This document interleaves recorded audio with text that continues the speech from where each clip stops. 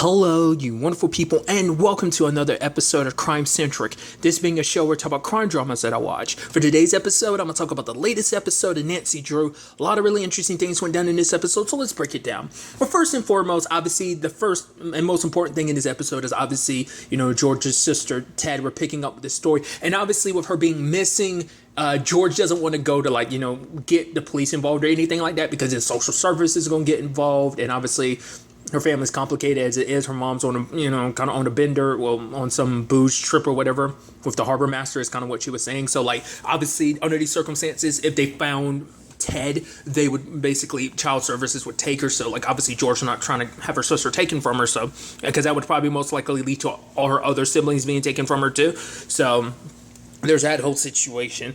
But obviously, things get complicated because Nancy notices that there's, this particular what is it made from, wax symbol in the floor, and it reminds her of the first case she ever solved. It's actually something we got an inkling of at the beginning of the series.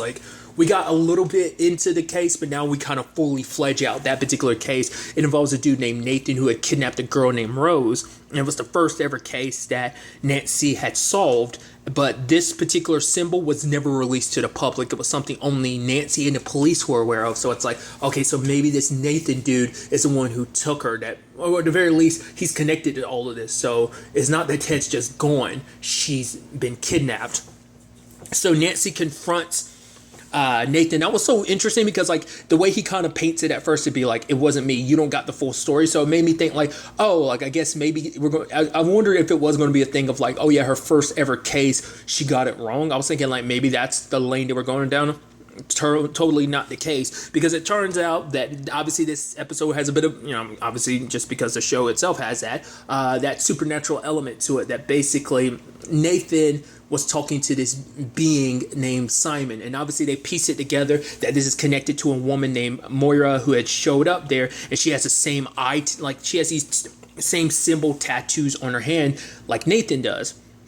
And so it turns into this whole situation of okay, so when we did the whole seance, trying to talk to Lucy Sable and everything to figure out this whole Lucy and Tiffany's murder situation, they left the door open for something else to come through. Part of my brain is at the beginning of the episode, it's oh, I'm not Lucy. Part of me was wondering well, now that we're here, I was do we think that potentially could be could that have been Nancy's mom? But no, it turns out not at all. It turns out that this spirit Simon kind of gets inside of people's heads and kind of pushes them to kidnap kids, because the whole point is to make sacrifices to them. It's you get everything you want. I thought that was interesting. I guess Simon reaches out to people who are already kind of mentally disturbed type of situation. So that's what I thought was kind of fascinating, because I was wondering whether this really was going to be a supernatural thing, or whether it was just kind of how some sadly serial killers have fans. So I thought it was going to be that thing of Moira was a fan of Nathan or whatever, and well, he's not a serial killer, but at the very least I thought maybe that's what this all stemmed from, that basically she was trying to, because she even says it later on that basically she was trying to commit the crimes so she can make it seem he had nothing to do with it, so he was wrongly accused and stuff like that, even though Nancy's the one that discovered all of this, that Rose was in your warehouse and everything. But he tried to make it, but that's because he was already setting up his defense to make it seem oh no, you got the wrong person, by having some copycat do all this stuff to kind of get him free after all this time. So I'm wondering what came first. Did Nathan meeting Moira happened first, or was it Simon, the moment Simon got free, he probably searched out Moira and kind of because it seemed that, because the thing is, because even Nathan was the reason why he knew that Simon was back was because he felt pain from his wounds, because basically Simon gets you to cut yourself, so he still has the scars from that. And he felt something almost 48 hours ago, which is when that whole seance situation happened. So what I also thought was kind of neat about this case, not just being full circle leading into the first case Nancy ever had, it actually led itself into some trauma, because for her, she has a lot of blocked off memories about this stuff. And obviously you have Nick being no, let me go with you. And she's no, I'm good. But he's the fact of the matter is, you help me go through, deal with my past. I want to help you deal with yours. But she's we're not together, so you don't have to feel obligated to it. It's we might not be together, but obviously I care about you. But Nancy she's very fixated on doing things on her own. But I'm wondering, I think that's just part of who she is, and I think it's a part of her that has happened because of that case. Because even Carson was like, the fact of the matter is, after that case, Nancy wasn't quite the same. Like it was a little bit, but that was the moment she put up a little bit of a wall, and I think over the course of the years, it just grew bigger and bigger wall that she kind of puts up around herself to kind of protect herself. And I think obviously subconsciously she never realized it, and obviously we see that because she kind of keeps everyone, including Nick, at a distance. And I think for her, she has a hard time trusting and really opening up to people because of that incident. But obviously Nick, being worried about her, calls Carson, and Carson ends up going there with her. And, she's like, I don't need you here, Dad. But he's like, the fact of the matter is I could call the cops and we can get another B&E added to your record and everything. I'm not here, like in that capacity. I'm here as as a father wanting to look out for his daughter. Because the weird thing was, like, Nancy doesn't have much memory of, like, she has bits and pieces of the memory, but not everything from what went down in that warehouse. And even Carson's like, that is unusual. You have a very keen mind, like even like the most small details you always remember. So the fact that you don't must mean something happened.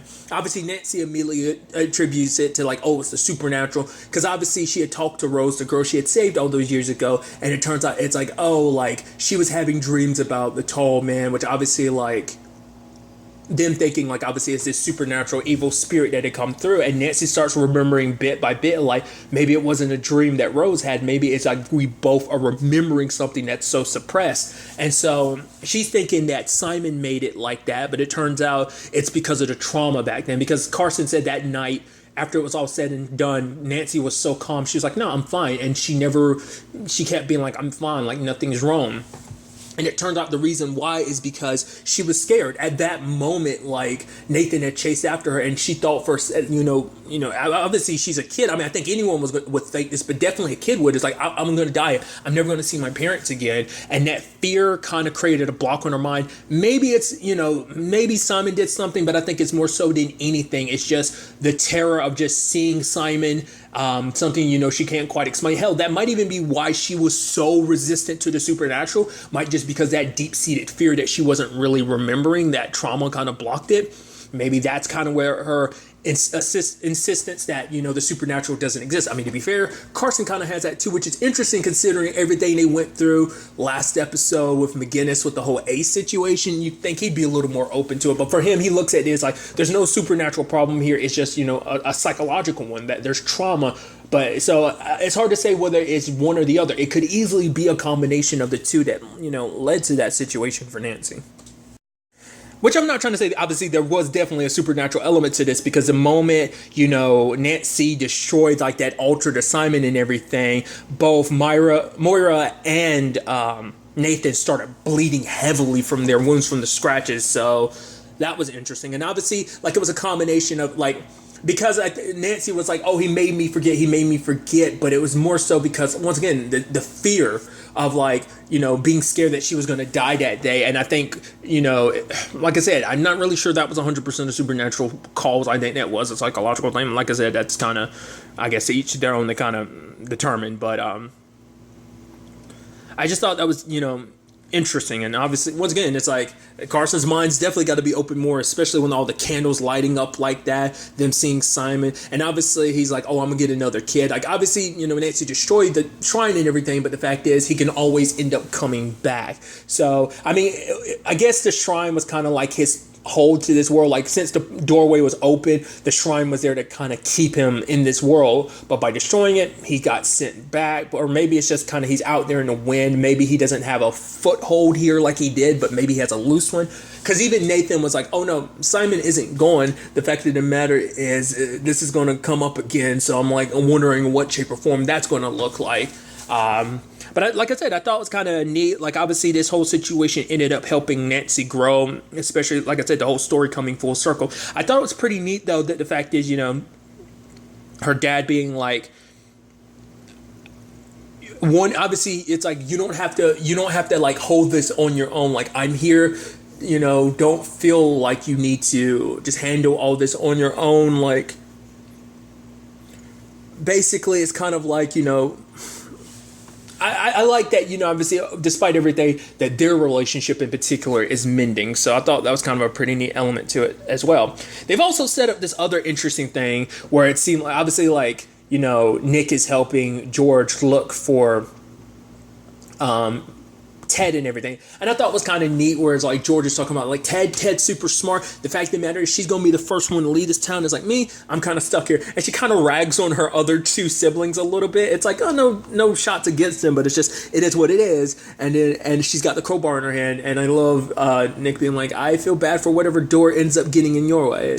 And even something they set up at the end kind of made me kind of think of that. I'm like, are we setting up a George and Nick situation? Just because they have gotten close over the past couple episodes, especially because because even though George is kind of like the hardball that she is, that, she isn't, tough. I think, obviously underneath that tough exterior, she's kind of, a softie, She's a very loving and caring and loyal person, so...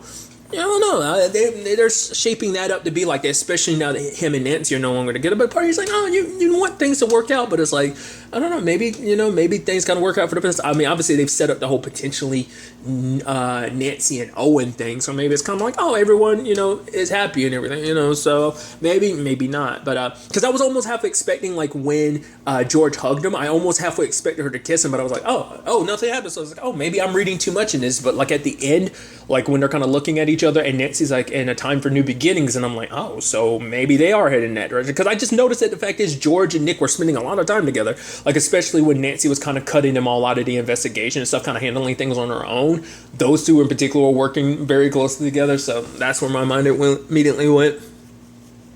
It's interesting too because obviously Owen noticed Bess at the Tiffany's funeral, and it's like, oh, what was it? I think it was his aunt or something. What did she say to you? And so Bess ends up bringing it up. Like, obviously, my mom claims that basically your uncle and your dad were her siblings.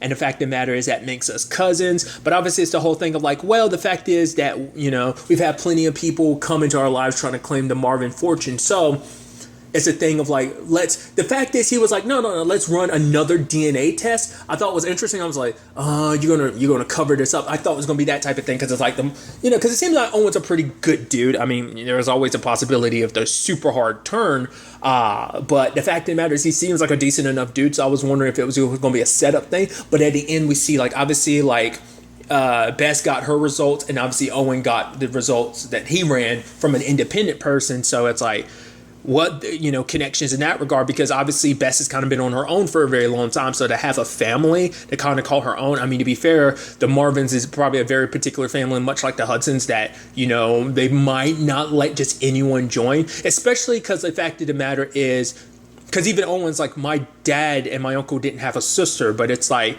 Bess is like, that was kind of like the family secret, but it's like, the fact is that the family wanted to keep that a secret, because maybe it's like, oh, she's an embarrassment, like, maybe Bess's mom was a quote-unquote embarrassment to the family, so they tried to like change their history to make it like, nope, we never had a daughter. It makes you wonder, did they erase her? Even to the point that even Owen doesn't know that he had an aunt, So it begs the question, what exactly went down with Bess's mom and the Marvins?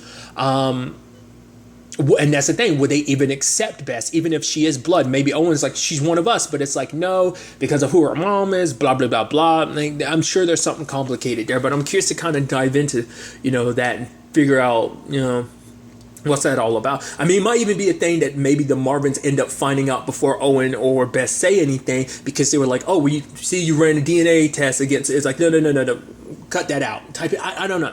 Like I said, we'll ultimately have to wait and see. We did get some good news that Ace did wake up, so obviously we're going to be dealing with that. No news on Laura yet, but at least Ace. I mean, obviously, I think, helping him out last episode, wasn't it last episode?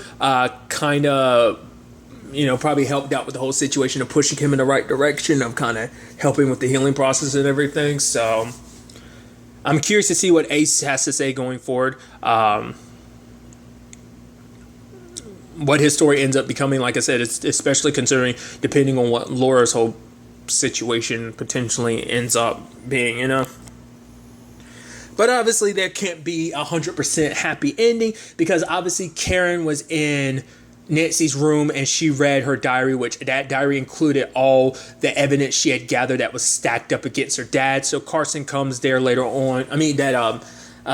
Karen and McGinnis, geez, I'm messing up all over the place, come and arrest Carson with a whole bunch of police. And she's like, no, all this evidence is circumstantial. It's like, yeah, but you've gathered so much evidence kind of pointing at your dad. But obviously, like, Nancy would never pull the trigger because she wasn't 100% sure. There were just things like this and this and this point to my dad. But it's like, no, because it's her dad, she doesn't want to believe that. And it is kind of, personally, I'm like, oh, that is a little shitty, because especially considering the fact is, I wonder, is Nancy going to use this to kind of mess with the case a little bit? Because obviously it's part of her being like, well, Dad, tell them you didn't do it, but he wouldn't say. So it's like, okay, I don't think Carson killed Lucy Sable, but obviously it's going to be personal for Karen, because like that was her best friend. And then it's just like, because she had talked about it, like her best friend became like this folklore and everything that kids kind of use, like, oh, a scary story. And it's just to hear your best friend be turned into that, obviously is a hard thing, especially considering the fact that the person that might have killed your best friend might be the man that you're kind of in love with right now.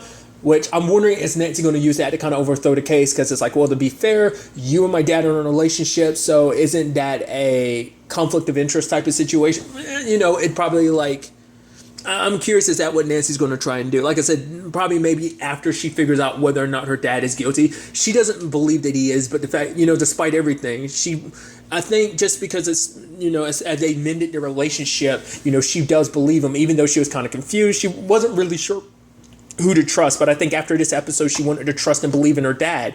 So immediately my mind goes, okay, Carson didn't do it. The reason why he's doing this, because if this ever leads back to the Hudsons, they'll rain hellfire on his family, and it's like he's going to do whatever it takes to protect his daughter. So even if he has to go down for this, he knows that he didn't do it. But then the other side of things is, are we going to find out the fact of the matter is Nancy's mom did it, and he's doing this to protect her after the fact? Like, he doesn't want, because that'd be another thing, he'd go to jail to protect the image of Nancy's, especially because she held her mom in such high regard, especially like finding that note from that diary she dropped all those years ago.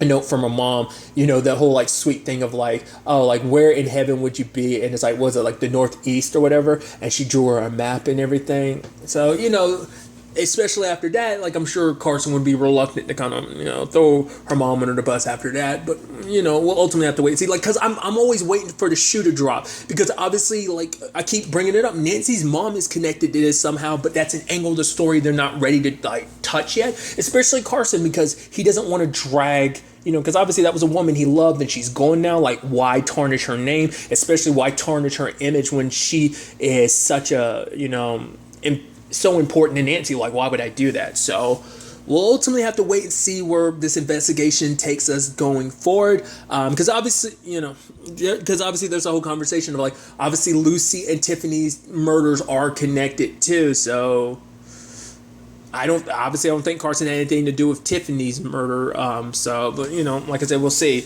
We'll have to wait until January, was it 15th, when the show returns to kind of see where ultimately all this ends up taking us. But really, that's all I want to talk about. So the next time we meet, be happy, be safe, live life to the fullest, and enjoy it. Good day and goodbye.